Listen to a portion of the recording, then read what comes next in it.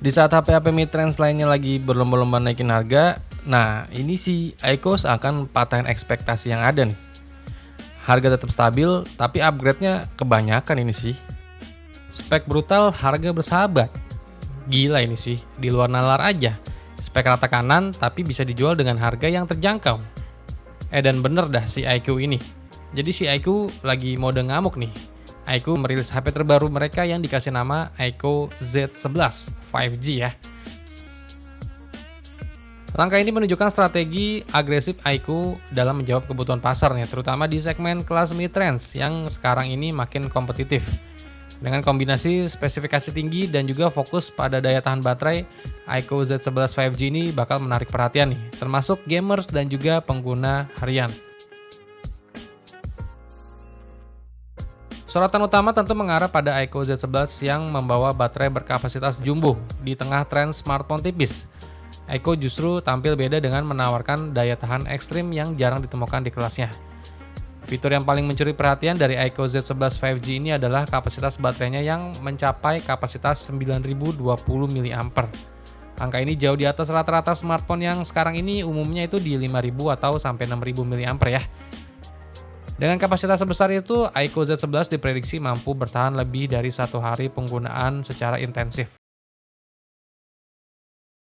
Selain baterainya, iQOO Z11 5G juga dikabarkan mengusung layar dengan refresh rate sampai 165 Hz.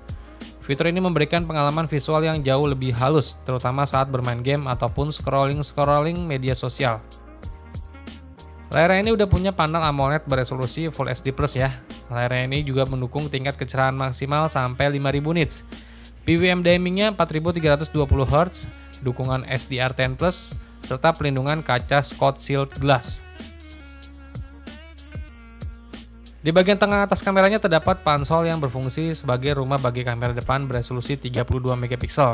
Sementara bagian belakangnya HP ini dibekali kamera utama beresolusi 200 megapiksel yang udah mendukung teknologi OIS.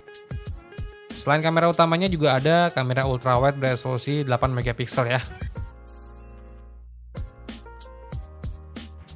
Buat performanya, iQOO Z11 ini bakal menggunakan chipset dari MediaTek Dimensity 8500 yang dipadukan dengan RAM mulai dari 8GB dan internal memori mulai dari 256GB. Kombinasi chipset modern dan baterai besar bisa menjadi keunggulan kompetitif yang signifikan di pasar HP kelas mid-range saat ini. iQOO Z11 ini juga dilengkapi dengan sejumlah fitur tambahan, kayak sensor sidik jari ultrasonic 3D yang terletak di bagian layarnya, terus ada speaker stereo, sensor infrared, serta sertifikasi ketahanan air dan debu dengan rating IP68 dan IP69.